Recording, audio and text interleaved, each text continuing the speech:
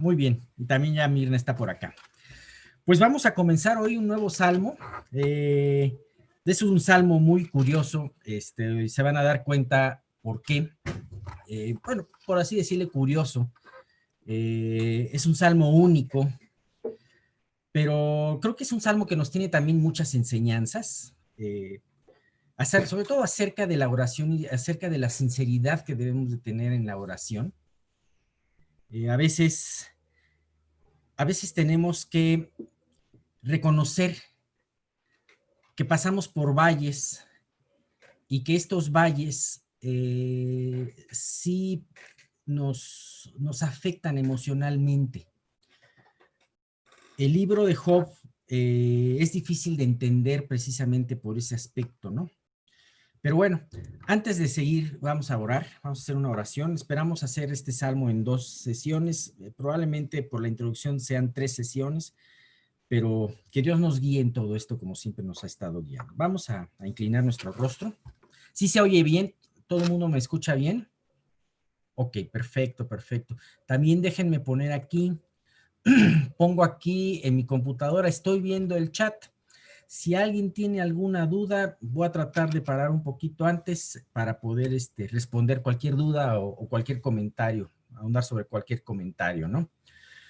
Bueno, Señor, pues te queremos dar muchas gracias porque podemos estar aquí juntos a pesar de la distancia, estamos juntos en esta transmisión, Señor. Gracias, Dios, por la tecnología. Muchas veces hemos visto que la tecnología ha influido a cosas malas, Señor, a situaciones equivocadas en nuestras vidas, en la vida de la humanidad, pero en este caso vemos que también puede ser de gran bendición, Señor. Gracias por la tecnología, porque también, Señor, no podemos gloriarnos de eso, sino que tú la has inventado y no solamente nos las has mostrado y lo has hecho, Dios, que aparezca en nuestras vidas. Te queremos ahora pedir que tú guíes toda esta sesión, todo este servicio de este domingo, Señor. Permite que las palabras que diga Miguel, pues tú guíalas, Señor, sean fluidas, que podamos poner todos no solamente la atención, sino verdaderamente llevar algo a nuestro corazón, Señor, a través de todo esto, Señor. Y también te quiero pedir por el salmo que voy a empezar el día de hoy, que se va a empezar el día de hoy, para que tú seas quien lo dicte, que sea muy claro, Señor, en todas las enseñanzas que se van a dar en este salmo. Y Dios, sobre todo, algo muy importante, que podamos identificarnos y utilizar todas estas enseñanzas para nuestra edificación. Gracias y te pedimos mucho por las personas que no pueden conectarse. Te quiero pedir que pronto podamos conectarnos y además, Señor, no solamente eso, sino que pronto podamos volvernos a reunir en presencia. Te queremos pedir todo esto en el nombre de tu Hijo Jesús. Amén. Bien, muy bien. Vamos a ver el Salmo 88 y no sé si alguien de ustedes haya leído este salmo con anterioridad. Bueno, especialmente ahora que lo vamos a ver, si alguien de ustedes le haya echado una leidita a este salmo. Bueno, nos encontramos con este salmo que, como les decía, es algo único, es algo distinto a otros salmos. Ajá. Este es un salmo profundamente triste. Es un salmo de contrición, pero curiosamente en este salmo no se muestra un pecado que el salmista haya cometido, una razón por la cual le haya venido esta prueba. Ajá. Tampoco se muestra alguna situación de victoria o esperanza. Fíjense que yo estoy casi seguro, ahorita curiosamente me encuentro leyendo y estudiando los salmos, pero yo estoy casi seguro que este salmo, no hay un salmo como este en la medida de que es un salmo de lamentación profunda, pero que a su vez, eh, este, ¿cómo se dice? No haya ninguna especie de alabanza, no hay tampoco nada de esperanza. Ajá. Ahora, Siempre hay salmos hemos visto de temas muy variados, ajá. Salmos de alabanza, salmos también imprecatorios, aquellos en donde el salmista pide perdón, como es en el caso en el Salmo 32, es el Salmo 51, pero este es así, ajá. Fíjate que este salmo, curiosamente, si tú ves el versículo primero, ajá, este versículo comienza con un clamor urgente, ajá. Y este versículo comienza con un clamor urgente, pero también, y termina, termina sumido en una aparente desesperanza. Si tú te fijas, la última de las palabras de este salmo, de acuerdo a la versión Reina Valera, es tinieblas. Imagínate, empieza con una oración y termina en tinieblas, ¿no? Ahora, tú dices, bueno, eh, ¿por qué, ¿por qué Dios pudo haber permitido, inspiraría en esta parte de la palabra, que hubiese una oración con una carga de lamento tan pronunciada y sin alguna solución aparente? Ajá. ¿Cuál sería esa la razón? Si tú ves todo el salmo, déjame ponerle aquí en mi versión Reina Valera, ajá. Si tú lees todo el salmo, nos encontramos un profundo lamento. Nos encontramos una oración en un principio, a la mitad se hace otra oración. Me refiero, todo el salmo es una oración, pero a la mitad también se vuelve a insistir en que se está orando. Y podemos ver que este salmo habla de una situación muy difícil del salmista, pero también habla en una gran parte del salmo, habla de una aparente queja, ¿no? Dios, ¿por qué me está pasando esto? Y aún, además de queja, de esas quejas en donde involucran a Dios, en donde pareciera como si se le estuviera echando la culpa a Dios. A veces este tipo de pasajes en la palabra es un poquito difícil de entender. Ajá. Para eso es importante los estudiando y estar meditando, ¿no? ¿Realmente la palabra de Dios quisieras decir que Dios es injusto? A ver, se me surgieron varias ideas cuando estaba preparando este salmo, ¿no? Que las apunté y decía, podríamos cantar, si ustedes se fijan en la letra de este salmo, ¿podríamos utilizarla para algún himno? ¿Podríamos cantarlas en nuestra congregación? Yo estoy seguro que no. O algún versículo de este salmo, quizás nada más, excepto el primero, podría ser susceptible de que tú lo compartieras en una gran celebración o en un regalo de cumpleaños se lo pusieras anotado a una persona que quieres mucho. Yo estoy seguro que no. Ajá. Realmente, entonces, ¿por qué existe una oración en la que a Dios se le habla y no hay una respuesta específica de él? Pareciera en este salmo como si existiera, digo, pareciera, es muy importante, pareciera, no lo es, pero pareciera como si existiera una falta de sensibilidad de nuestro Creador al cerrar sus oídos ante un moribundo. Uh-huh.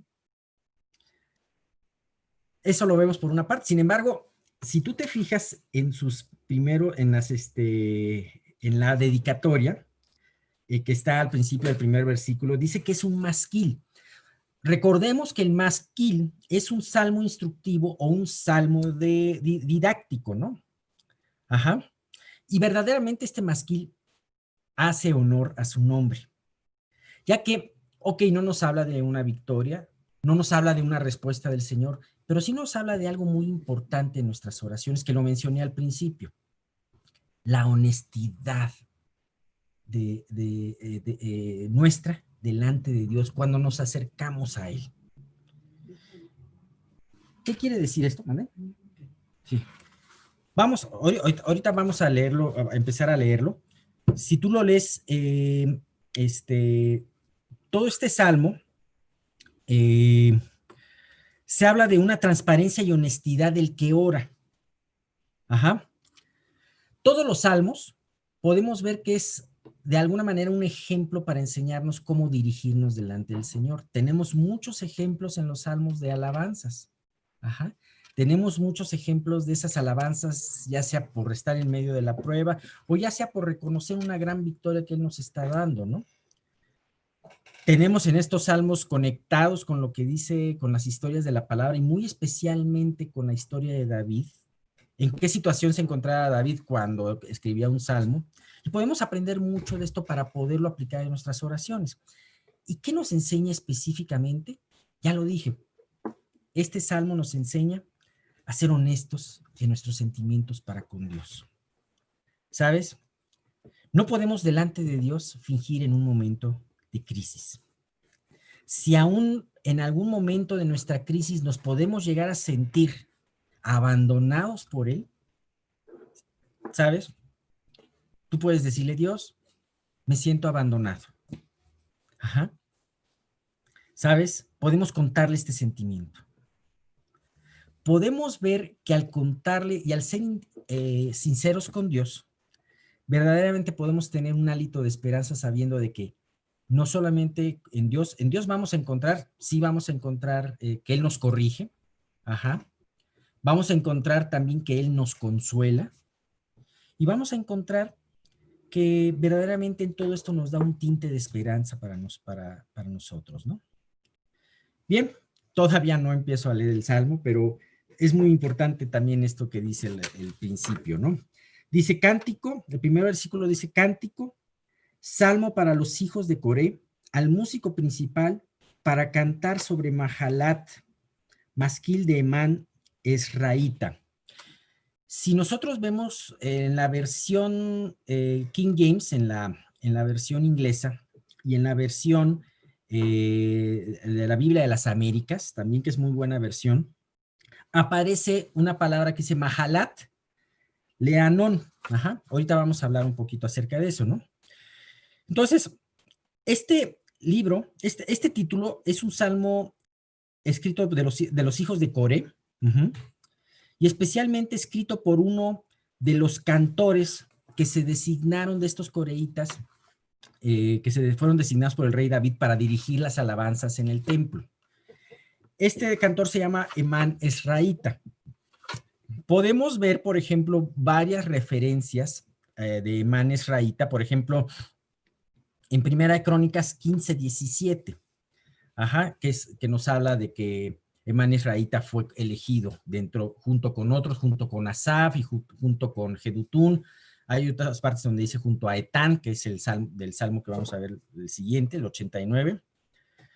También, por ejemplo, Primera de Reyes 4:31 nos habla de que era un hombre sumamente sabio en su tiempo.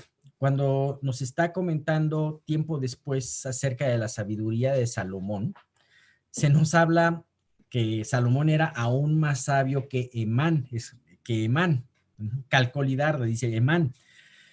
Y entonces podemos ver que, bueno, sí, bien Salomón, perdón, era más sabio que él, pero él era, Emán Esraíta era un hombre muy sabio, ¿no? Y además fue un padre prolífico y muy bendecido por Dios. Él tuvo 14 hijos, ¿no? Nos habla de esto Primera de Crónicas 25:5.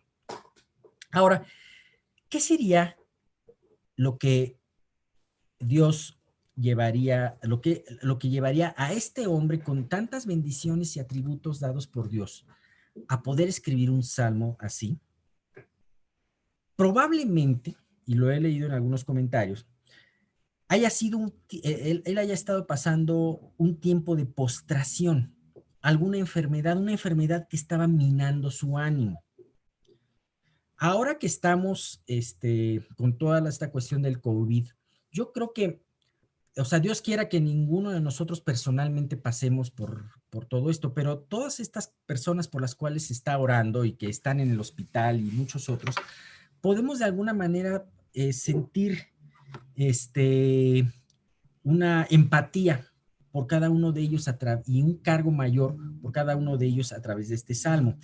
Precisamente les hablaba acerca de Mahalat. Mahalat quiere decir aflicción. Y Lehanón, que aparece en algunos de los comentarios, algunas Biblias, dice es enfermedad. Algunas partes, por ejemplo, la Biblia NTV, si ustedes se fijan en la Biblia NTV, aparece aflicción por enfermedad.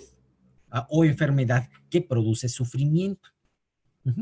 Y además, dentro del Salmo, dice, Dios, estoy postrado, me mandaste a un hoyo, en fin, podemos ver la prueba, que esto confirma la prueba que estaba atravesando, ¿no? Bien, ¿a quién les recuerda todo esto que estoy comentando? ¿A qué personaje de la Biblia les recuerda precisamente esta prueba? A mí, al primero que me aparece en la mente es a Job. Ajá. Job, ya lo estudiamos hace algunos años, pero vamos a poder ver, encontrar en la vida, en este salmo, vamos a poder encontrar un paralelismo precisamente con la vida de Job. Su ejemplo nos ayudará mucho a entender el contenido de este salmo, el ejemplo de Job, ya que también podemos ver una oración honesta causada por una dura prueba en la que se encontraba. Sin embargo, lo que no nos dice la Biblia de este cántico es que finalmente Dios lo libró. Acuérdense que viendo la vida, Job no sabía qué era lo que le iba a suceder. Job veía nada más un futuro negro, ¿no? Pero acuérdense qué es lo que nos dice precisamente Santiago 5, versículo 11. He aquí tenemos por bienaventurados a los que sufren. Habéis oído de la paciencia de Job y habéis visto el fin del Señor, que el Señor es muy misericordioso y compasivo. Lo mismo podemos hablar de este salmo. No vemos el final, no vemos si Dios le respondió, pero podemos tener la certeza de que Dios trabajó en varias cosas en la vida del salmista y que finalmente, seguramente, al igual que con Job, el fin del Señor fue misericordioso, que el Señor es misericordioso y compasivo. Claro, a veces en las pruebas, a veces estando en medio del agujero de la aflicción, es difícil verlo, pero de que tenemos todos estos escritos para podernos agarrar de ellos y creerlos, eso es algo muy importante, ¿no? Por último, antes de comenzar ya la parte de los versículos, yo les quiero decir que la palabra, el nombre de Emán quiere decir fiel. Y sabes que Dios prueba la fidelidad nuestra a través de las pruebas. Pero a pesar de todos estos lamentos, no podemos olvidar que Emán seguía viendo el poder y la salvación de Dios, como lo veremos ahora en el primer versículo. Vamos a leer los 3 primeros versículos de este salmo, que podrían ser esa introducción. Bien. Como decía, el salmo comienza con esta introducción de la cual ya hablamos.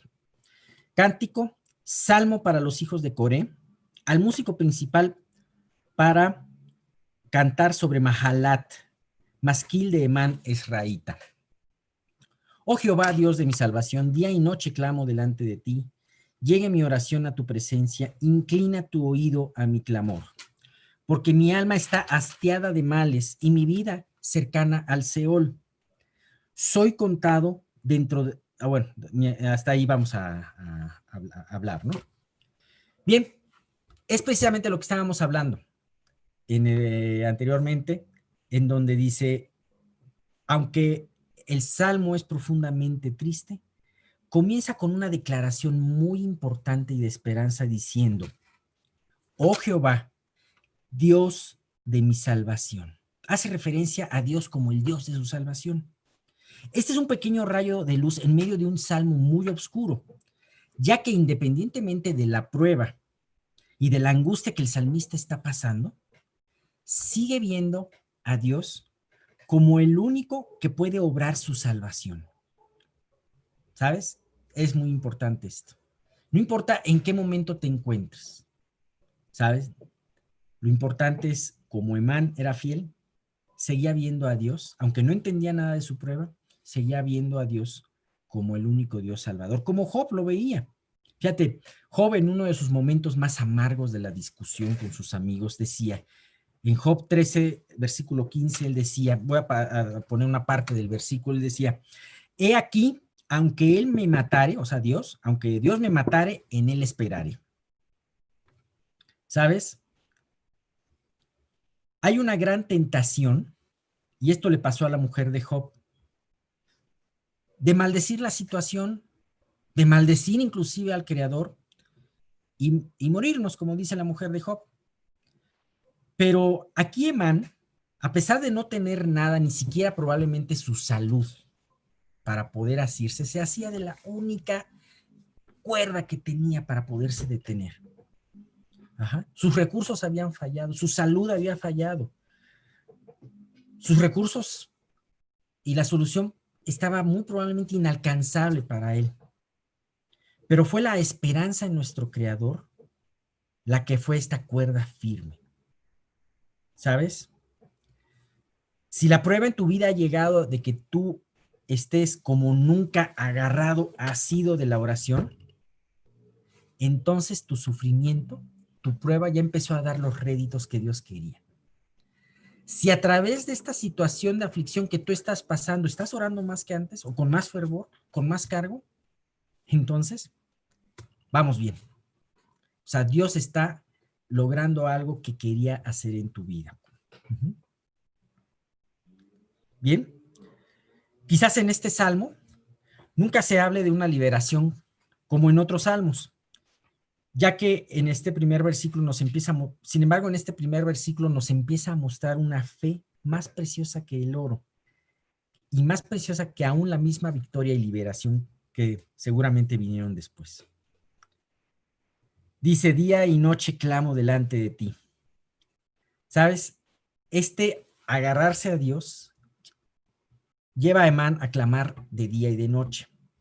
Estar cerca del peligro, ajá, de la tentación, de la muerte, ajá, nos lleva a ver nuestra verdadera vulnerabilidad. Cuando estamos bien, cuando estamos en bonanza, nos creemos muy fuertes. Y entonces una muestra de que nos creemos fuertes es que dejamos a un lado la oración. Pero cuando vienen las pruebas y Dios toca la puerta de nuestra alma, nos recuerda que es muy importante la oración, entonces empezamos a orar. Ajá. Bien, versículo 2. Llegue mi oración a tu presencia, inclina tu oído a mi clamor. ¿Qué diferencia? Realmente es una diferencia muy importante. Las oraciones, cuando estamos fríos, las oraciones rutinarias, en donde muchas veces repetimos las mismas frases. Nosotros muchas veces criticamos, podemos criticar a religiones que te enseñan una oración para que la repitas miles de veces. Bueno, ¿sabes qué? Hacemos lo mismo. Muchas veces tenemos ya nuestras oraciones inventadas por nosotros y las repetimos. Por ejemplo, muchas veces el dar gracias por los alimentos es una prueba de esto. Siempre repetimos lo mismo, muchas veces, ¿no? Y y bueno, cuando comparamos esa oración con la oración de este salmista o la oración nuestra cuando realmente estamos afligidos, hay una gran diferencia. Realmente el clamor de este salmista quería que la oración pasara de techo y llegase directamente a la presencia de Dios. Ahora, esa es una, pero por otra parte, cuando tú te hincas, cuando tú llegas delante de Él, ¿estás verdaderamente consciente de que tu oración va a llegar delante de su trono? Imagínate el trono de Dios. Ajá. Tenemos algunas referencias, pero quería ponerte un ejemplo. ¿Tú te acuerdas que en Crónicas, especialmente en Reyes, fue en Primera de Reyes, 10 de los versículos 18 al 20, Primera de Reyes 10, 18 al 20, se nos habla del trono de Salomón. Es un trono de marfil y leones de Salomón. Este trono debió de haber sido imponente, te lo voy a describir. Hizo también el rey, o sea, el rey Salomón, un gran trono de marfil, el cual cubrió de oro purísimo. Imagínate, cierra tus ojos si quieres, imagínate este trono, trono de marfil cubierto de oro purísimo. 6 gradas tenía el trono y la parte alta era redonda por el respaldo y a uno y a otro lado tenía brazos cerca del asiento, junto a los cuales estaban colocados 2 leones. Estaban también 12 leones puestos ahí sobre las 6 gradas de un lado y de otro. en ningún otro reino se había hecho un trono semejante. Imagínate el trono de Salomón, imagínate llegar en una audiencia delante del trono de Salomón. Si llegabas siendo culpable, híjole, qué miedo. Pero si llegabas y te concedía el rey una audiencia, era muy importante saber que tenías que aprovechar esa audiencia. Ahora, si este trono nos impresionó, cuánto más magnífico, impactante será el trono del Rey de Reyes y del Señor de Señores, ¿no? Así que seguramente pensar en esto seguramente debe de llevarnos a orar de una manera distinta, no superficial. Por último, versículo 3, es el último versículo que vamos a ver en esta parte, dice, ahora, ¿por qué él empieza a hablar, Emán empieza a hablar aquí de lo que estaba provocando la prueba en él? Y dice, porque mi alma está hastiada de males y mi vida cercana al Seol. Él tenía dos puntos. Una, estaba harto ya de la situación que estaba. Si tú te acuerdas, en el caso de Job, la prueba que terminó rompiéndolo, por así decirlo, sacando lo que había muchas cosas que había dentro de él, no fue tanto, no fue la pérdida de sus bienes y de sus hijos lo golpeó, pero no perdió su integridad. La pérdida de su salud lo golpeó, pero no perdió su identidad.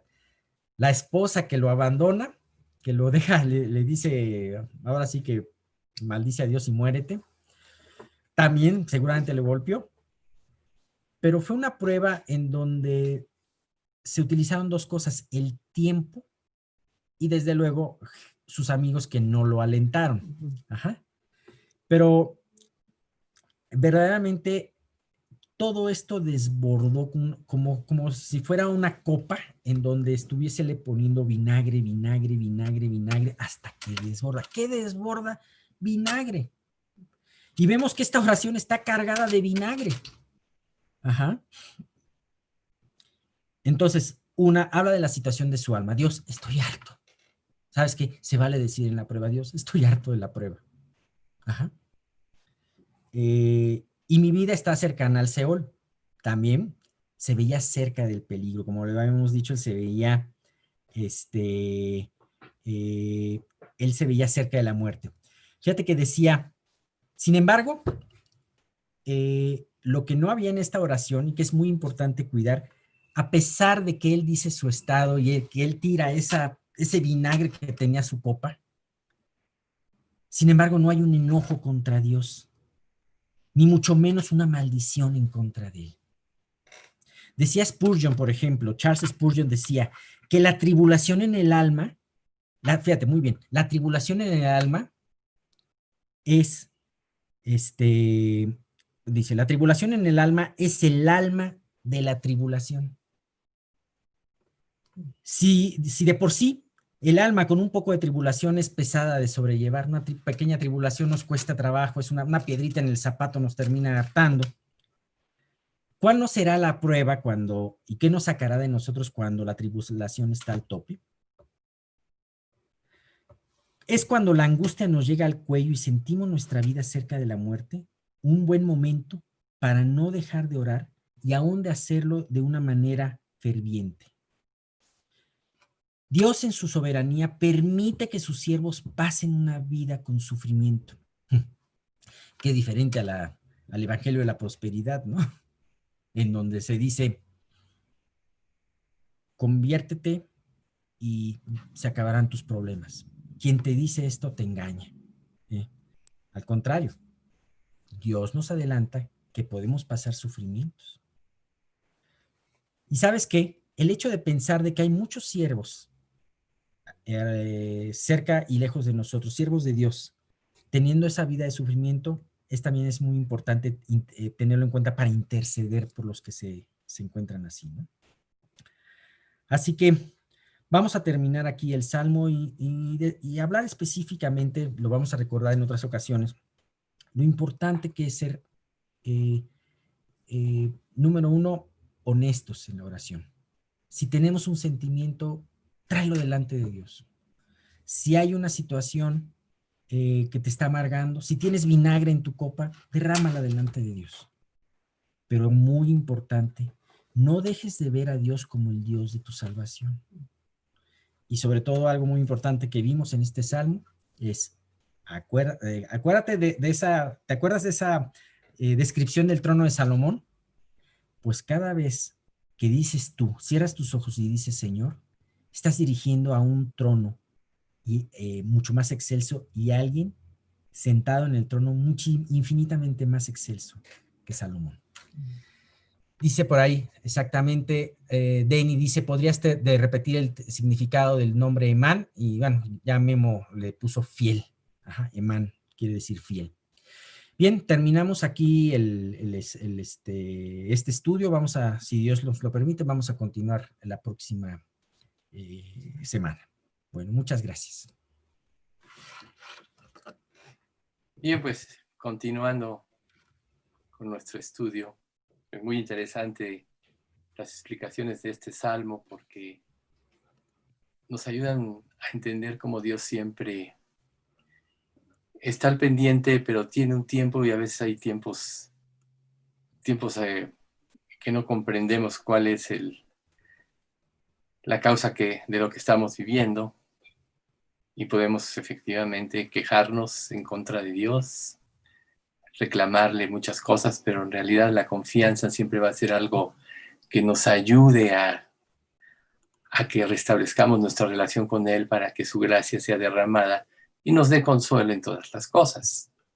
El consuelo para nosotros en las pruebas es algo muy importante, porque es como si nos motivara a entregarnos más, a buscarle más y sobre todo a tener más confianza en Él para poder establecer un compañerismo creciente hasta que Él sea perfecto. ¿Y cuándo Él va a ser perfecto ante nosotros? Cuando Él sea el todo y en todo en nosotros. Entonces, pues tomemos en cuenta que Dios es absolutamente sabio en todo, nunca se equivoca, y que a final de cuentas siempre su voluntad prevalecerá, por eso es tan importante conocerla. Y bueno, pasando nosotros a nuestro estudio, que lo titulamos Vestidos de Amor, que es el vínculo perfecto.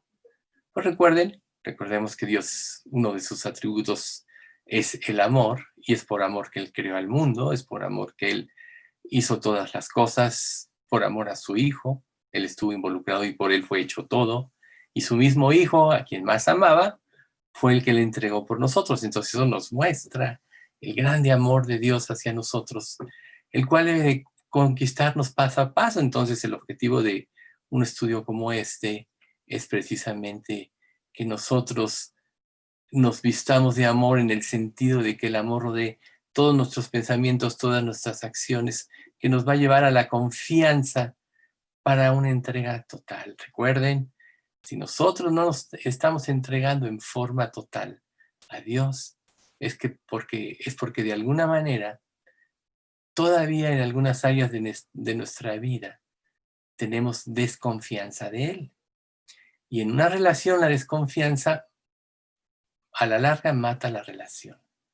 Por eso cuando se acercan muchas personas a Cristo que no le entregan realmente su vida, esto es, que no se arrepienten y no nacen de nuevo, pueden hacer un esfuerzo por llevar la vida cristiana, por ser mejores, por cambiar, por entender, pero a la larga van a fracasar porque el peso de los problemas de la vida recae sobre ellos en lugar de recaer sobre Jesucristo, y no está nunca en vano puesto este versículo: venid a mí todos los que estáis trabajados y cargados, y yo os haré descansar.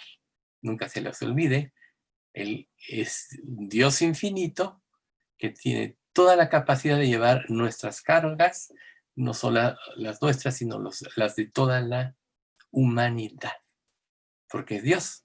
Entonces nunca dudes en ir a Él para transmitirle su carga y que eso haga reposo en ti. Vamos a repetir el pasaje completo que estamos leyendo, que es del 12 al 17 del Colosenses capítulo 3, tan solo para recordar el contexto de todo lo que estamos viendo. La vez pasada vimos el 12 y vimos las diferentes facetas de cómo Dios quiere que nos vistamos, y hoy vamos a ver el 13, quizá el 14.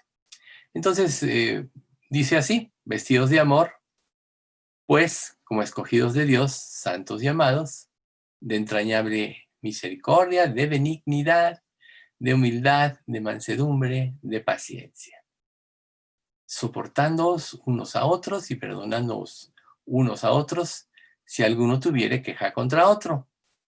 De la manera que Cristo os perdonó, así también hacedlo vosotros. Y sobre todas estas cosas, vestidos de amor, que es el vínculo perfecto. Y la paz de Dios gobierne vuestros corazones, a la que asimismo fuisteis llamados en un solo cuerpo, y sed agradecidos.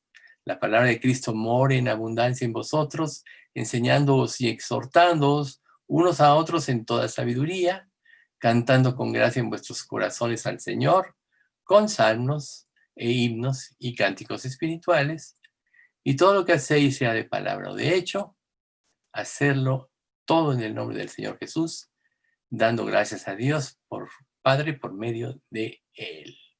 Entonces, fíjense, aquí nada más como un comentario respecto de cantando con himnos, salmos, etc. Memo nos hizo favor de volver a poner los himnos que correspondían a esto. Ahorita, desgraciadamente, pues por la misma dinámica no lo podemos hacer, pero no dejo yo de aconsejarles que previo al estudio pongan sus himnos, recuerden, nos ayuden a preparar el corazón, procuren leer un rato la Biblia, pedirle a Dios que prepare sus corazones para el estudio, para que las enseñanzas que Él nos da puedan tener un efecto transformador en nuestro corazón, y así poder estar preparados espiritualmente para asimilar lo máximo posible en un estudio como este. Entonces, la parte que vamos a ver es la número 2, que es el versículo 14, que dice: debemos dejar que el amor guíe nuestra vida. Y el pasaje es: y sobre todas estas cosas, vestidos de amor, que es el vínculo perfecto. Entonces, como decíamos en la introducción, el amor de Dios es el vínculo perfecto que nos permite relacionarnos con Dios con confianza, no en lo que somos, sino en lo que Dios es, no en nuestra justicia, sino en la justicia de Dios llevada a cabo en la cruz. Y esto va a ser un vínculo perfecto. Recordemos que el amor es un atributo de Dios y es una de las más grandes virtudes que nosotros tenemos que aprender a desarrollar en nosotros. Obviamente, cuando nosotros nos convertimos y Dios nos da su Espíritu Santo, que es parte de la Trinidad, y Dios es amor, el Espíritu es amor, el mismo Espíritu nos empieza a labrar o a barbechar nuestros corazones para poder recibir la semilla y que dé un fruto abundante en nosotros que transforme nuestra vida. Pero siempre lo que va a regar, usando la misma ilustración, lo que va a regar la siembra de lo que estaba haciendo el Espíritu Santo es el amor. Nadie se puede resistir al amor. Recuerden, las muchas aguas no podrán apagar el amor, no podrán apagar, perdón, no podrán, se me fue. Es Cantares 8:7. Nada más, a veces se le va uno de la mente. Las muchas aguas no podrán apagar el amor, ni lo ahogarán los ríos. Si diere el hombre todos los bienes de su casa por este amor, de cierto lo menospreciarían.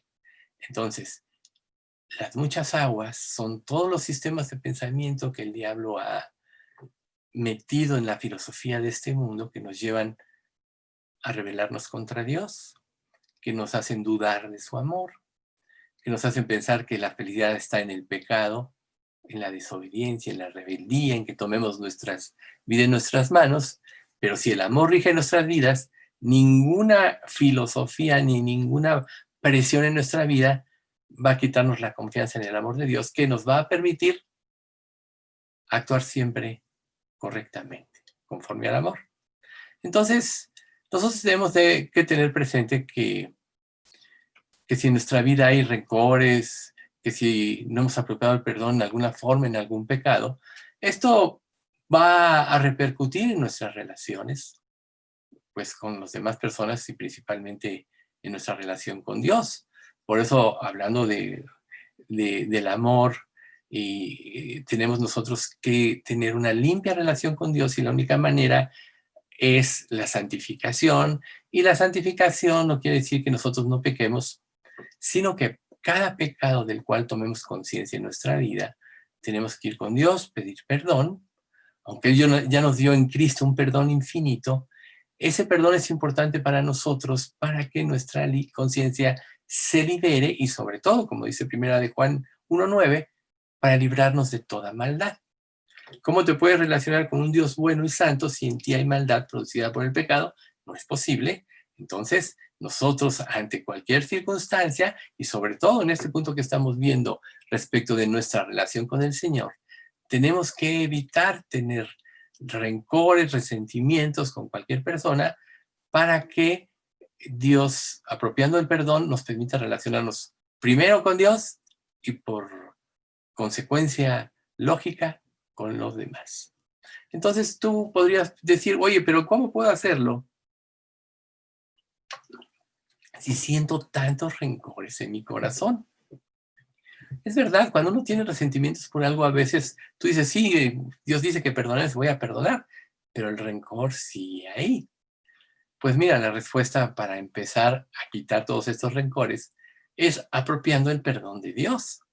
Recuerda, si Dios te perdonó una deuda impagable en la cruz cuando te arrepentiste y creíste, perdonar una deuda completamente pagable a tu prójimo debe ser algo que se dé naturalmente por la misericordia concedida a ti mismo. Entonces, debemos tener presente que las relaciones afectadas con otros, sin lugar a dudas, nos van a impedir tener una relación correcta con Dios. Entonces, primero ir a Dios y luego arreglar. Por ejemplo, en Mateo, el Sermón del Monte dice, si traes tu ofrenda al altar y ahí te acuerdas de que tu hermano tiene algo contra ti, deja allí tu ofrenda delante del altar y anda, ve y reconcíliate primero con tu hermano y entonces ven y presenta tu ofrenda. Ponte de acuerdo con tu adversario pronto, entre tanto que estás con él en el camino. No sea que el adversario te entregue al juez y el juez al alguacil y seas echado en la cárcel. De cierto os digo que no saldrás de ahí hasta que pagues el último cuadrante. ¿Ven ustedes? Recordemos que el Sermón del Monte son las leyes del reino, que son leyes que pasan de la obligación al amor, al querer hacer. Entonces dice, si te vas a presentar delante de Dios, parafraseando esto, primero ve y arregla, ¿no? A lo mejor, por circunstancias de la vida, no puedes tú con la persona hacerlo directamente, pero si tú perdonas y arreglas con Dios y tu corazón se libera, tú estás libre de eso. Ese es lo primero que tenemos que hacer siempre. Entonces, si no hacemos esto, aunque no digamos nada, nuestras actitudes hacia los demás van a reflejar lo que realmente es nuestra relación con Dios, ¿sí? Si nosotros, por ejemplo, decimos que hay que amar, pero odiamos, de alguna manera somos personas hipócritas. Entonces, si Dios es amor y nos dio su amor, lo que debe de emanar de nosotros es el amor, y esto emana cuando el Espíritu reina en nuestros corazones y Él lo produce. Recuerden, los frutos del Espíritu Santo, el primero es amor. Bueno, el fruto del Espíritu es amor. ¿Ve? Es producto de lo que Dios produce en nuestros corazones cuando entra, y obviamente también está relacionado con el gozo, pero tú debes de analizar mucho en tu vida tus actitudes, porque quizá tus actitudes hacia otros reflejen cosas que todavía no entiendes en ti mismo. Pero si analizas tus actitudes, entonces vas a preguntarte, ¿por qué tuve una mala actitud con lo que esta persona dijo? ¿Por qué tuve una mala respuesta ante la amabilidad de otra persona, de otro creyente? Eso te va a ayudar a detectar cosas que hay en ti. Entonces, el amor va a modificar tus actitudes, porque si tú amas, no puedes tener malas actitudes. Entonces puede ser un indicador de que no estás amando realmente y tú tienes que trabajar en tu vida. Entonces, recordemos que si esto refleja las actitudes hacia los demás, refleja la actitud que tenemos hacia Dios, nuestro primer problema siempre es con Dios y por eso primero tenemos que ir y pedir perdón a Él.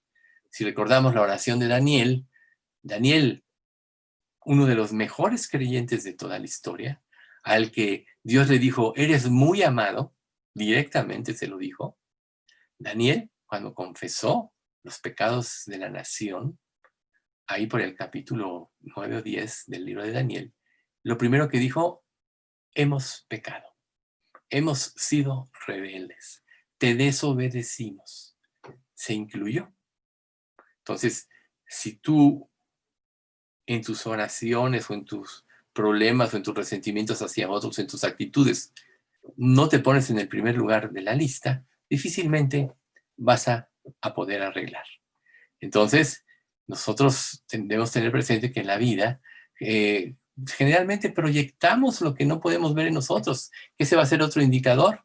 Lo malo que veas en otros es una indicación, es un indicador de cosas malas que hay en ti. Y esto te lo dice Romanos 2:1, por lo cual eres inexcusable, oh hombre, quien quiera que seas, tú que juzgas. Porque en lo que juzgas a otro te condenas a ti mismo, pues tú que juzgas haces lo mismo, ¿ves? Cuando tú juzgas, cuando tú recriminas, cuando tú criticas, solo estás proyectando el problema que hay en ti. Entonces eso puede ser un indicador en tu vida. Entonces, si se dan cuenta, tanto nuestras acciones directas como nuestras actitudes, que son, digamos, es más fino lo de las actitudes, tenemos que aprender a discernir por qué suceden para poder corregir. Porque si tú tienes una actitud de amor hacia otra persona, ¿quién se puede resistir al amor? Si la otra persona tiene una mala actitud contra ti y tú tienes una buena actitud, lo más probable es que la persona cambie a la larga. Y todo esto empieza porque nosotros debemos apropiar el amor de Dios. Y cuando lo apropiamos, todos estos sentimientos negativos se convierten en un interés genuino por los demás, de hacerles bien. O sea, cuando tú odias, quieres hacer mal, te quieres vengar. Ah, sí, este me las va a pagar. Así vas a ver. O les pasa algo, ya ves, le pasó por esto. Esa es una manera de juzgar.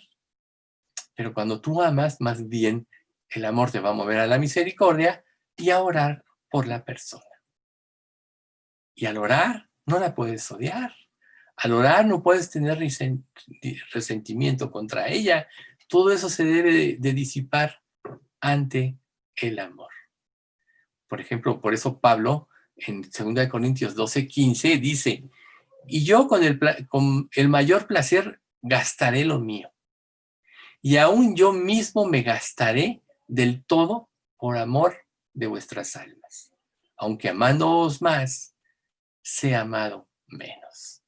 Y ahí vemos el sentido de Cantares 8:7 cuando dice que de cierto lo menospreciarían, ¿sí? O sea, no toda la gente comprende lo que es el amor porque no sabe amar. Pero todos sí tenemos esa necesidad de amor. Por eso lo buscamos a través de una pareja, a través de amigos o a través de emociones fuertes. De alguna manera tenemos que sentirnos aprobados por los demás, ser reconocidos. Pero cuando el amor está en nuestra vida, toda esa necesidad está llenando nuestro vaso vacío. Entonces, en lugar de demandar de otros hacia nosotros tiempo, atención, etcétera, vamos a derramar hacia los demás. Mientras tu vaso esté vacío, para ejemplificarlo más claro, el vaso mismo va a demandar más agua, por decir, si lo vamos a llenar con agua. Pero cuando el vaso está lleno y sigues derramando agua, entonces empieza a derramar. Así es el amor. Por eso es que tenemos que llenarnos de amor. Y por eso es que debemos dejar que el amor guíe nuestra vida. Porque cuando el amor es el principio de nuestras acciones, entonces estamos cumpliendo la ley de Dios. Recuerda el primer mandamiento y más grande que dijo Jesús: amarás al Señor, con tu Dios, con todo tu corazón, con toda tu mente, con todo tu cuerpo y con todo tu ser. Y el segundo es semejante: amarás a tu prójimo como a ti mismo. Y de estos dos mandamientos depende toda la ley y los profetas. Por tanto, cuando tú amas, estás cumpliendo la ley. El que no ama, dice la Biblia, no ha conocido a Dios, porque Dios es amor. Entonces, si tú no puedes amar, aunque te esfuerces, te ganan los resentimientos y muchas cosas, y no se da y no se da, es porque en realidad no has conocido a Dios. Entonces, para que nosotros podamos entregarnos por completo, va a ser necesario llevar a cabo un compañerismo con Dios. O sea, recuerda que hasta dice un dicho: Dios los cría y ellos se juntan, ¿no? Y generalmente se juntan las personas, se hacen grupos o pandillas o se unen en situaciones de ayuda a los demás, etcétera, porque tienen ideales parecidos. Si nosotros llevamos compañerismo con Dios, los ideales de Dios, que son perfectos, van a ser infundidos en nuestra mente y en nuestro corazón, y entonces lo que va a emanar de nosotros es el amor. Y este compañerismo no debe ser algo superficial, así como salir de un estudio y decir: sí, voy a amar a Dios, pero al rato te olvidas y vuelves a lo mismo, sino va a ser producto de insistir, insistir. O sea, siempre que se habla de insistir, debemos recordar aquella vez que Jacob lucha contra el ángel, donde el ángel lo enfrenta, pero Jacob le dice: no te soltaré si no me bendices, o no te soltaré hasta que me bendigas. Así es cuando nosotros empezamos a buscar en este compañerismo con Dios íntimo y estrecho la compañía de su ser. Él entonces naturalmente empieza a gobernar nuestros corazones y nosotros le empezamos a dar la guía de nuestra vida, ¿sí? Al grado hasta que estemos dispuestos a dar nuestras vidas con Él. Como un día dijo Pablo, y eso lo dijo por esto, en Gálatas 2:20: con Cristo estoy juntamente crucificado, y ya no vivo yo, mas vive Cristo en mí. Y lo que ahora vivo en la carne, lo vivo por fe en el Hijo de Dios, el cual me amó y se entregó a sí mismo por mí. Ya no vivo yo, mas vive Cristo en mí. Y lo que yo viva mientras esté en este mundo, voy a dejar que Cristo guíe y gobierne toda nuestra vida. ¿A qué grado? Al grado que ya no sea yo, sino que sea Él en mí. Ese es precisamente el grado al que todos debemos aspirar llegar. ¿Por qué? Porque Cristo es, como hombre, es el hombre perfecto. Además de ser Dios, recuerda, fue hombre. Y como hombre, Él sufrió en Él todas las tentaciones habidas y por haber producidas por el diablo, desde la tentación en el desierto, narrada en Mateo capítulo 4. Y luego el diablo siguió insistiendo, insistiendo. Cuando Pedro lo toma aparte, le dice: nunca tal te pase. Cuando Jesús había dicho, después de que lo confiesa el mismo Pedro, que era Dios, había dicho: pues me tienen que crucificar. Ahí él vio, llegó al huerto de Getsemaní, sabía que él iba a cargar con todos los pecados de la humanidad, y su alma se debilitó, pero Dios mandó un ángel a fortalecerlo, etc. Ese es el ejemplo que nosotros debemos de seguir. Que todas esas actitudes y todo lo que vivió Jesús, que vivió más que todos y nos puede entender mejor que nadie, vayamos a Él para que Él nos ayude siguiendo los pasos o llevándonos a seguir los pasos que Él siguió, que lo llevó a la victoria. Recuerden, nosotros ya somos más que vencedores por medio de aquel que nos amó, en Romanos 8:37, desde el momento que nos convertimos, ya vencimos. Ahora las victorias posteriores son para que crezcamos en fe y en santidad, en compañerismo con Dios y sobre todo en amor. Entonces, conforme nosotros vamos revistiendo de todas las virtudes divinas, pues la más importante es el amor, ¿sí? El cual mantiene, de hecho, a todas las demás virtudes en acción. Sin amor no hay nada. Eso nos lo dice Romanos 13:3 el que habla del amor. Dice, y si repartiese todos mis bienes para dar de comer a los pobres, y si entregase mi cuerpo para ser quemado y no tengo amor, de nada me sirve. O sea que a lo mejor tú dices, no, pues yo me he portado bien, he asistido a mis estudios, leo mi Biblia, etcétera. Pero en ti no se ha dado el fruto del amor. De nada te sirve las obras que hayas hecho. Porque las obras que van a trascender a la eternidad tienen el sello y el fundamento del amor. Porque Dios es amor.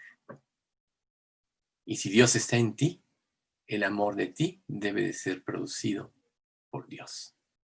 Vemos, por ejemplo, el caso en el libro de Esther de Noemí y de Ruth, como hubo un hambre en Israel y se fueron a otra tierra, para aquellos de Moab, para que ellos pudieran pues, subsistir.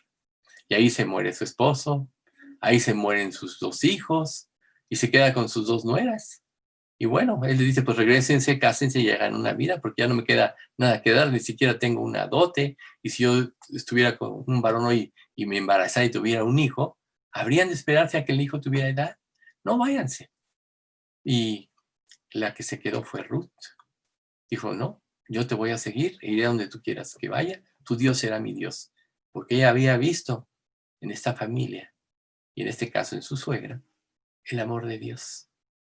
Entonces, Dios, a través de que ella se guió por amor, la llevó a la larga a casarse con vos.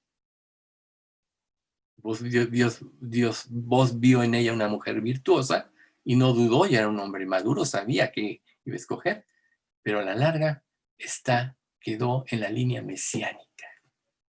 ¿Ven ustedes lo que hace el amor? Entonces, nosotros cuando leemos, por ejemplo, las listas de virtudes como las que vimos en el estudio pasado, y no las practicamos, pues nuestro amor llegará a la distorsión, porque prácticamente el amor se manifiesta en la medida que nosotros vivimos lo que Dios dice en su palabra y lo vivimos porque lo creemos. Entonces, cuando creemos parcialmente, nuestra versión del amor se distorsiona y generalmente termina en un amor egoísta, ¿sí? Entonces, si va a ser de esa manera, entonces nosotros vamos a fallar. Pero si nos vestimos de amor, que es el vínculo perfecto, que es el título prácticamente de este estudio, entonces vamos a terminar victoriosos. Y va a ser imposible que surjan problemas que no podamos resolver. Siempre va a haber problemas, pero si nosotros consideramos en la dependencia de Dios y en el amor cómo resolverlos, siempre vamos a acabar victoriosos en resolverlos, ¿sí? Y entonces, si no lo hacemos, entonces se desarrollará lo contrario del amor, que es el rencor, el resentimiento, la amargura, y no podremos amar porque siempre habrá algo que se interponga, un detalle, una mirada, algo que hirió nuestro orgullo. Por eso es que para poder amar, primero tenemos que perdonar. Entonces sería importante que tú te hagas esta pregunta. Yo he perdonado realmente a todos los que me han hecho algo, todos los que me han herido. Todos sabemos que tenemos posiblemente una lista de eso, ¿no? Y muchas veces, por ejemplo, los problemas aún de las personas más allegadas, cuando se empiezan a resolver, las personas empiezan a recordar todo el pasado. Y cada vez que hay el problema se recuerda todo el pasado. Y cada vez que se recuerda el pasado, otro que tú lo recuerdas, tu propio pasado de todo lo que te hicieron, crece más la amargura y crece más el resentimiento. Entonces pregúntate, si tú no arreglas esto, ¿tú crees que la amargura y el resentimiento pueden producir en ti amor? No. van a producir rencor, amargura y a la larga odio. ¿Y qué dice la misma escritura? Que si tú odias a tu hermano es como si lo mataras. ¿Por qué? Porque el odio es para Dios como un asesinato. Cuando el pecado afecta a tu corazón, ya es un pecado. Luego viene la ejecución, que es ya un mayor pecado. Pero ¿cuándo puedes arreglar tú? Ya que físicamente, por ejemplo, mataste a alguien, no, pues ya se murió, ya no puedes regresarlo a la vida. Pero cuando surge en tu corazón un resentimiento, un odio, es el momento de arreglar. Ir con Dios hasta que tu corazón se libere. ¿Y cómo se va a liberar? Perdonando y pidiéndole a Dios amor. Y si Dios te da el amor por esa persona, aunque te haya hecho mucho daño, aunque ella no se haya arrepentido, pero tú sí perdonaste delante de Dios, tú podrás estar libre en tu relación con ella. Y lógico, producto de una libre relación con Dios. ¿Por qué? Él te liberará de la maldad. Entonces, después, o sea, estamos hablando aquí de virtudes. Recuerden que después de la fe sigue la virtud, como dice en Pedro, ¿no? Añadid a vuestra fe virtud. ¿Sí? Entonces, tenemos nosotros que saber que de lo que Dios nos revela en la Biblia, o un mandato como este de Mateo 22, 37, 38, de amarás a Dios sobre todas las cosas y a tu prójimo como a ti mismo, de eso surge la fe, y la fe transforma. Cuando tú crees algo, si Dios es amor, Dios te dice, ama, el que no ama no ha conocido a Dios porque Dios es amor, y tú le pides por fe que te dé ese amor, Él te lo va a dar. Podríamos decir que tú no lo puedes producir, este tipo de amor. El amor que producimos, lo he dicho muchas veces, es convenenciero, egoísta y solo ve para sí mismo. Y es condicional. El amor de Dios es incondicional y es gratuito, te lo da por gracia, cuando te conviertes y te da el Espíritu Santo, y va a ser lo que rija tu vida perpetuamente. ¿Y cuál va a ser la consecuencia de este amor? Pues es el siguiente punto, que es el número 3. Recordando el primero, debemos imitar la actitud perdonadora que Cristo tuvo. Perdón, y aquí lo volvemos a mencionar. Debemos dejar que el amor guíe nuestras vidas. ¿Y cuál es la consecuencia, el resultado de esto? Debemos permitir que la paz de Cristo gobierne nuestro corazón. Todo el mundo busca la paz. Nosotros queremos paz. Cuando tenemos problemas, anhelamos la paz. ¿Sí? El pasaje dice, y la paz de Dios gobierne vuestros corazones, a la que asimismo fuisteis llamados en un solo cuerpo. O sea, es un llamamiento y debe de gobernar tu corazón, pero solo lo va a gobernar si hay amor, hay armonía, hay perdón, no hay conflicto. Entonces, fíjense qué interesante. La palabra gobernar tiene su origen en un lenguaje deportivo. Dice, por lo que nosotros debemos dejar que la paz de Cristo sea el árbitro en nuestro corazón. Siempre, por ejemplo, ilustrándolo, ante cualquier conflicto, nosotros debemos de buscar la paz. Quizá a veces no se pueda, no por nosotros, sino por la otra persona. Pero lo importante es que si tú buscas la paz, eso va a gobernar tus acciones.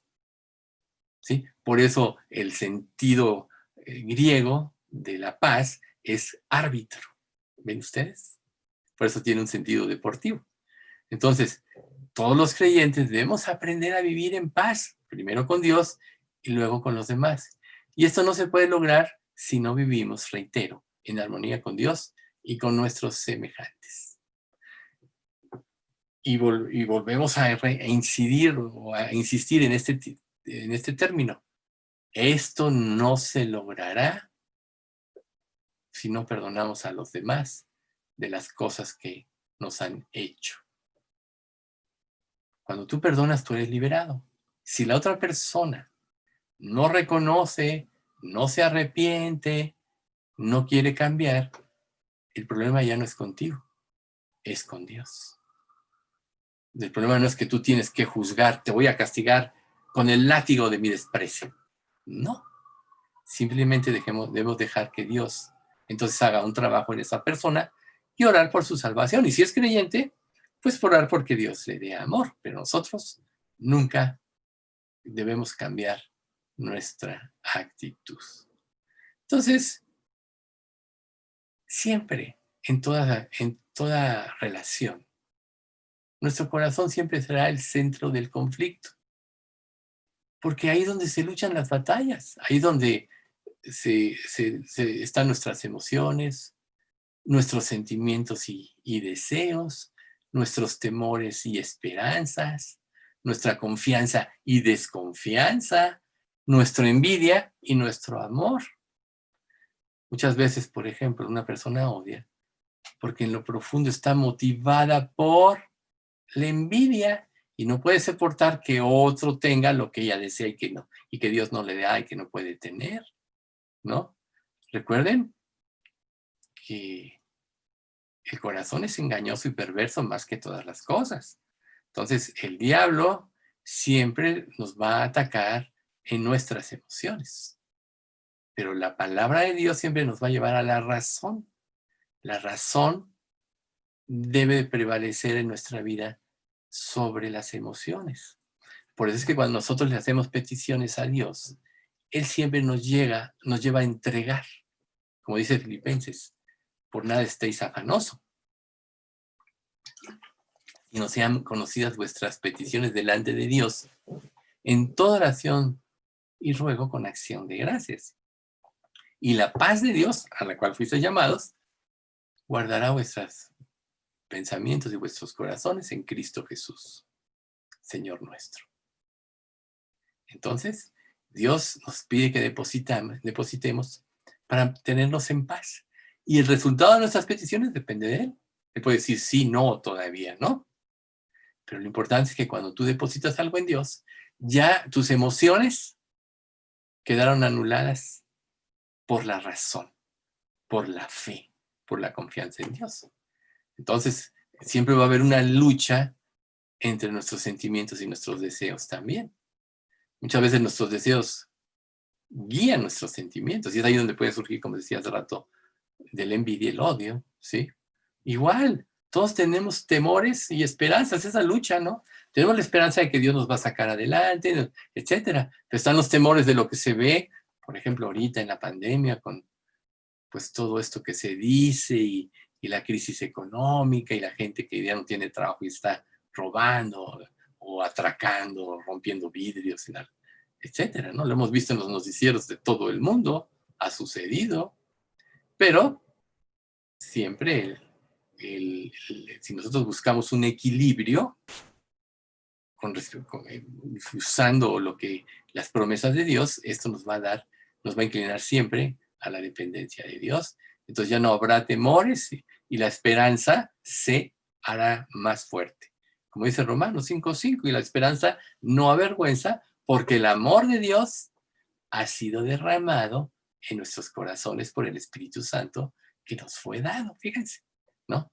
Temores y esperanzas, pues bueno, el amor nos lleva a la esperanza y el amor es derramado por el Espíritu Santo. Y esto, en lugar de avergonzarnos, nos va a dar aliento y fe. Y bueno, ¿quién a veces no tiene desconfianza? La desconfianza en Dios, porque bueno, estamos hablando de confianza y desconfianza. Cada vez que tú oyes una enseñanza de un estudio, vas a la Biblia, lees un pasaje que Dios te dice, ve y haz esto, si tú no obedeces el principio bíblico, y solo haciendo un paréntesis, aquí por eso todo lo fundamentamos con pasajes de la Biblia, para que quede claro que es la palabra de Dios la que rige y sobre la cual basamos los principios y las enseñanzas que damos.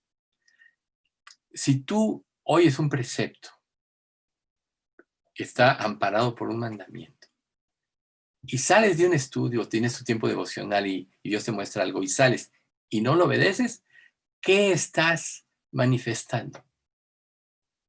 Que tienes desconfianza de Dios, de que Dios puede cumplir lo que Él promete.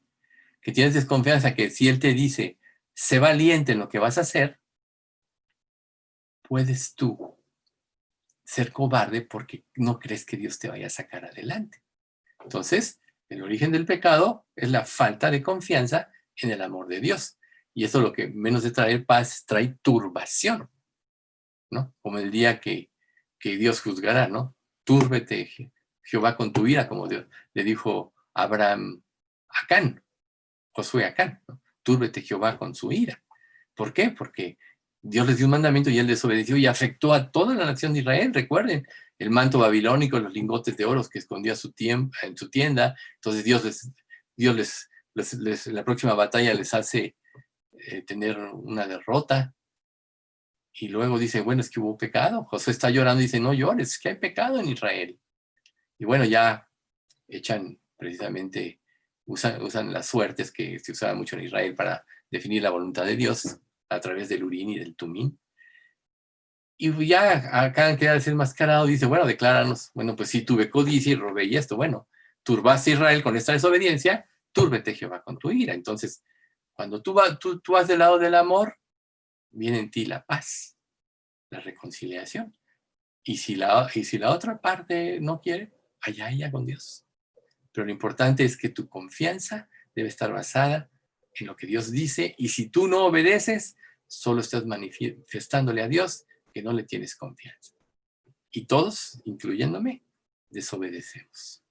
Tenemos que trabajar mucho, y ese es tema del próximo que vamos a ver la semana entrante, en nuestra mente y en nuestro corazón para que la palabra de Dios pueda regir nuestra vida. Entonces, la clave de la victoria, para que nosotros podamos vivir en esta paz, es que Dios gobierne en plenitud nuestro corazón y nos guíe a tomar las mejores decisiones. Aunque tú no veas nada, si tú sigues los principios de la palabra de Dios, vas a tomar las mejores decisiones. Aunque tú te parezcan irreales o quizá no te parezcan lógicas ante tu mente. Pero si tú sigues y obedeces, siempre vendrá la victoria y siempre como consecuencia vendrá la paz. Por eso es que la regla de seguir la paz en todo es muy importante. Y primero, lógicamente, volvemos al mismo punto, tenemos que estar en paz con Dios, arreglar todo lo que está mal, nuestras dudas, nuestros temores, aún nuestra desconfianza de ciertas promesas. Oye, Dios, yo no creo que tú me puedas sacar adelante de esta palabra. Pero bueno, así como Jesús cuando le dice a Pedro, bueno, vamos a las aguas, no habían pescado después de estar toda la noche. Dice, Señor, toda la noche hemos estado, y Pedro es el que tenía la experiencia, era el pescador, ya sabía cómo era. Y Jesús le dice, contra toda lógica, ve y echa las redes. Señor, es que hemos pescado, pero en tu palabra echaré la red. ¿Y cuál fue la solución de haber creído? Que se llenó a tal grado de peces las redes que se rompían. Tuvieron que llamar a sus compañeros para que trajeran la otra barca y se llenaron las dos barcas de pez. Un milagro contra la lógica humana. Y la mayoría de las veces que desobedecemos, nuestra lógica humana, nuestras emociones nos dicen, no, no es por aquí. Mejor sigue por este lado y no hagas lo que Dios dice. Y cuando caemos, solo añadimos a nuestra vida problemas, dolor y sufrimiento, como Acán en su desobediencia. Turbaste a Israel, túrbete Jehová con tu ira. Acán no solo afectó a Israel, sino también a su familia, porque toda su familia tuvo que perecer apedreada ante este acto de desobediencia. Si es que yo amo a mi familia, o sea, lo vemos en nuestra chat de la iglesia, en las listas de petición de oración. O sea, claramente tenemos preocupación por nuestros familiares y pedimos que todos pidan, y esto ha hecho pues un círculo de oración muy hermoso. La respuesta de todos ha sido muy hermoso. ¿Sí? Pero ¿qué pasa si nosotros no le creemos a Dios? Entonces le tenemos desconfianza y no se va a dar nunca el milagro y vamos a tomar, reitero, nuestra vida en nuestras manos. Ahora, algo muy importante. Llevar una vida justa, que es vivir de acuerdo a lo que Dios quiere, traerá la paz. ¿Qué es lo que dice Isaías 32:17? El efecto de la justicia será la paz. y la labor de la justicia, reposo y seguridad para siempre. Este pasaje de muchos años atrás lo memoricé porque me impactó tremendamente. ¿Quién puede llevar una vida justa por sí mismo? Nadie. Pero si nosotros ahondamos en nuestra relación con Dios, buscamos el compañerismo con Cristo, el efecto de nuestra relación nos llevará a la obediencia. La obediencia justificará nuestras almas y el resultado será la paz. Y el beneficio a los que nos rodean será poder compartir esta paz. ¿Sí? Cuando hay paz, hay armonía. Cuando hay armonía es el terreno propicio para que el amor de Dios se desarrolle. Entonces, evita los conflictos, deja que la paz de Dios sea tu referee y siempre te incline al amor y a la dependencia de Dios. Entonces, tenemos que, por esta causa, tenemos todos los creyentes que aprender a trabajar juntos en amor. ¿Sí? A pesar de las diferencias que pudiera haber entre nosotros. Todos somos personas diferentes. Pensamos de una manera diferente. Vemos las cosas de una manera diferente. Sentimos de una manera diferente. Expresamos aún nuestro amor de una manera diferente. Alguien te puede expresar su amor y puede chocarte como lo hace, aún queriendo manifestarte el amor. Pero si aprendemos a ponernos en el lugar de los demás, por ejemplo, se van a poder conciliar muchas diferencias. Y entonces el amor tendrá el terreno ideal para reproducirse. ¿Y cuál va a ser la característica de una iglesia de Dios? El amor no fingido que hay entre sus participantes, entre sus congregantes. ¿Sí? Entonces, para poder vivir en esta paz también debemos aprender a decidir entre los diferentes elementos conflictivos aplicando la regla de la paz. Siempre va a haber ingredientes, cositas, detallitos que hagan que nos disparemos. Quizá tú en tu hogar de chico tenías algún familiar tuyo reaccionaba de una manera ante cualquier detallito porque volaba una mosca, ¿no? Y tú aprendiste eso. Llegas al matrimonio, se dan circunstancias parecidas a las que viviste en tu hogar y automáticamente tu reacción es la misma. Y se dispara. Entonces debemos de buscar siempre la paz, recuerden, y reitero, es el elemento reconciliador. Y debe conciliar nuestra mente con Dios y con los demás. ¿Sí? Entonces, siempre todo comienzo es difícil y empezar este proceso de paz puede ser difícil. Si es que hemos aprendido a vivir en conflicto con los demás, pero el amor cubrirá multitud de pecados. El amor cubrirá todas las faltas. No se les olvide esto.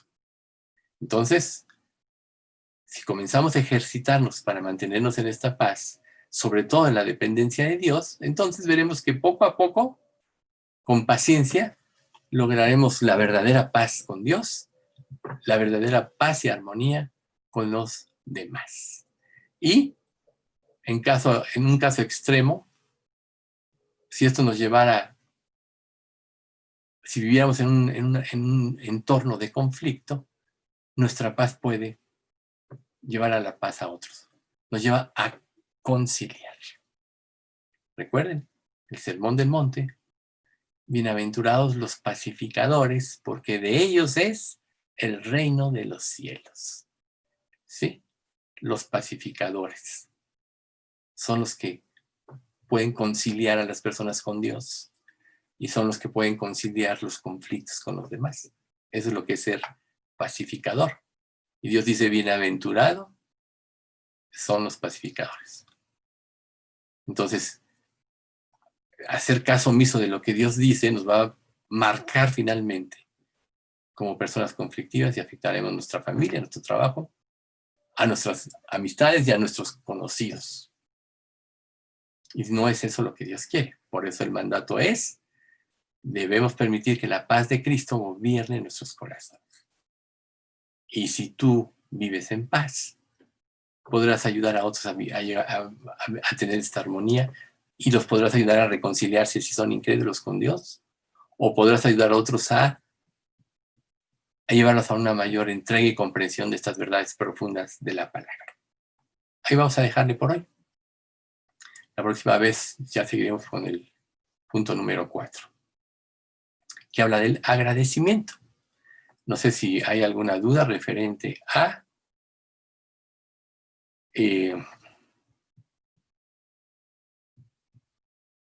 sí, cuando nosotros, hablando del versículo del efecto de la justicia será la paz y la labor de la justicia, reposo y seguridad para siempre, inicia cuando nosotros nos convertimos a Cristo y la paz de Dios entra en nuestro corazón. A eso se refiere primeramente. ¿Por qué? Porque Él nos perdona todos nuestros pecados y nos limpia de maldad. Ya lo que viene después es un proceso, ¿sí? Entonces, no sé si hay alguna otra pregunta. Alguien puso 1 Corintios 13:4, que creo que la mencionamos aquí.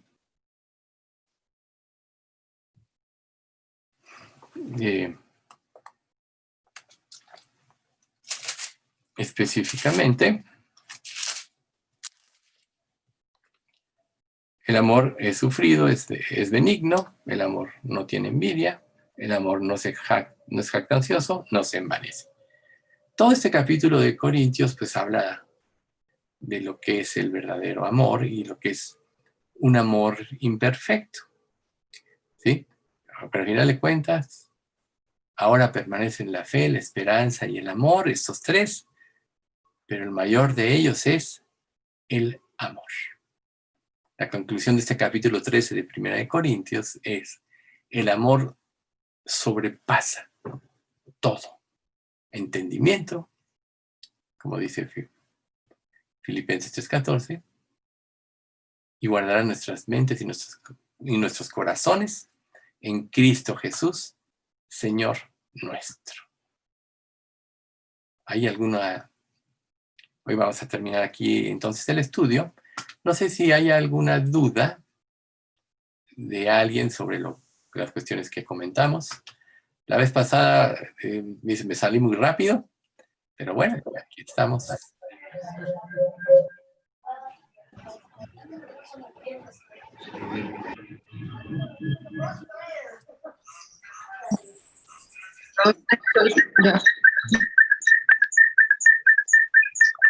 Hola, Guille y Cristina.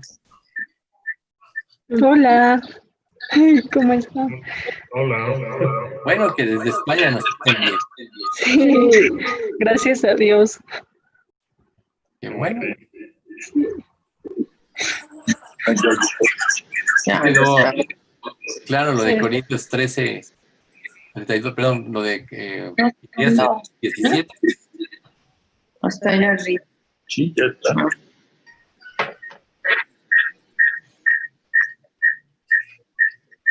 Bien. Hebreos 12. Hebreos 12. Hebreos 12.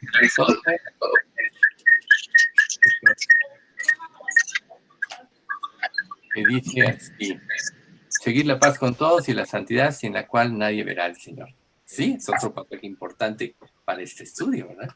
Seguir la paz con todos y la santidad. Miren, todos los frutos y las virtudes que Dios da están vinculados. Es algo muy importante.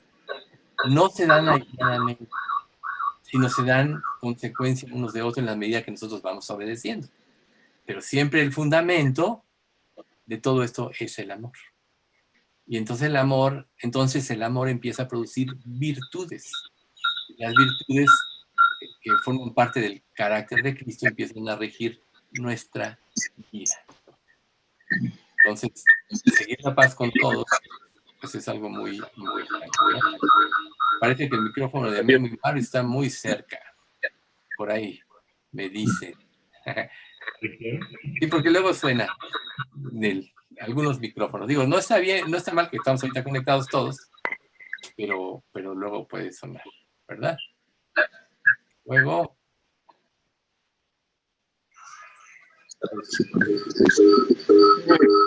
que Memo y Maru apaguen uno de sus dos, porque como están muy cerca, por eso es que se produce esta situación. Hagámoslo. No se preocupen. Así pasa, son cuestiones. Pero todos nos recuerden. A lo mejor hay por ahí otros dos cerca. Pero bueno, ¿no hay alguna otra duda? Recuerden que la pueden escribir. Vamos a orar. ¿Sí? Vamos a orar y vamos a dar gracias. Quería comentarles respecto de Gabriel, el hijo de Guillermo y Lupita. Que hoy en la mañana Lupita le escribió a Patti y le dijo que se estaba mejorando mucho. Qué bueno. Y que lo iban a preparar para en unos 3 días trasladarlo a la raza. Pero sí ha mejorado bastante y entonces lo van a empezar a desentubar ya y a quitarle muchas cosas a partir de mañana, parece ser. Entonces está muy mejorado. Pues no dejen de seguir orando. Recuerden que pues si nos ponemos en el lugar de otro, todos hemos tenido problemas en la vida y cuando pedimos oren por mí, oren por una u otra persona, nuestra esperanza es que sí oren. Yo sé que la mayoría sí lo hacen, pero cuando tú estás en el problema, pues como que la oración te mete en un estado de paz y de reposo muy importante. Entonces, tomemos en serio esto de la oración y sobre todo por quienes están pues padeciendo cosas difíciles en este tiempo. Entonces vamos a dar gracias. Padre bendito, te queremos dar muchas gracias por este tiempo de estudio, reiterándote lo que dijo Alex, gracias por este medio virtual del Zoom, donde podemos vernos aún de lejos, así como Cris en España, Yuriko en Torreón. Señor, pues tú sigue trabajando en nuestras vidas, haciéndonos crecer en amor y en santidad. Sabemos, Padre, que parte de esta prueba del COVID-19 es purificar a tu iglesia, porque tu regreso está pronto, así que, Señor, que sea a nosotros una realidad la cercanía de tu regreso y llévanos a estar preparados para ese día, Señor. Anhelamos que tú ya estés con nosotros, pero sabemos que el tiempo que tú todavía tardes es porque todavía tienes que hacer un trabajo hasta que se complete el número de la iglesia. Señor, guíanos a seguir hablando de ti, guíanos a las personas que estén preparadas para hacerlo, danos valor, danos determinación, danos la fuerza para poder hablar con los más que podamos y que muchos oigan tu evangelio y muchos se puedan convertir, Señor. Y un día, cuando menos lo pensemos, tú ya vendrás por nosotros y estaremos para siempre contigo. Ahora, mientras tanto, cuida a tu iglesia, cuida a esta pequeña iglesia, Señor, también. Hazla crecer en santidad y amor. Y que cuando nos podamos volver a reunir físicamente, hayamos crecido en esta relación todos.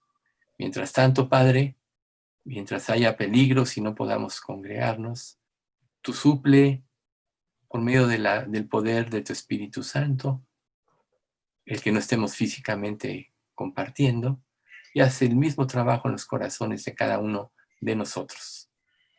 Te pedimos, Padre, para que tú derrames tu gracia en la vida de la familia de Guillermo y Lupita y que muchos realmente se afirmen en la fe y en la salvación a través de esta prueba.